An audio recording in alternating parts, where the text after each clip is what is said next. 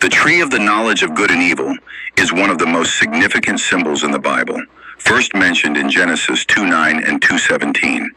It was planted by God in the center of the Garden of Eden, alongside the tree of life.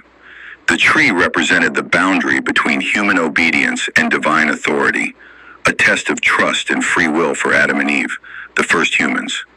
God commanded them, "You shall not eat from the tree of the knowledge of good and evil, for in the day that you eat of it, you shall surely die."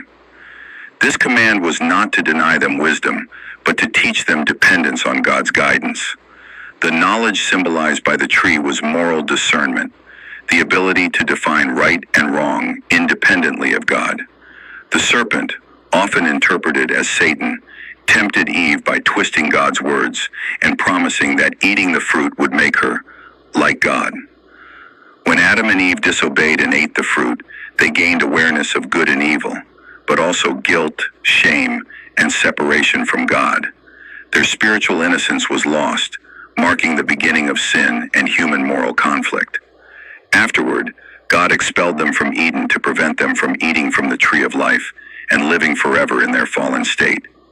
The tree thus became a powerful symbol of choice, moral responsibility, and the consequences of disobedience. In biblical understanding, the tree of the knowledge of good and evil represents humanity's freedom and the danger of misusing it. It reminds believers that wisdom apart from God leads to spiritual death, but obedience and faith lead to life.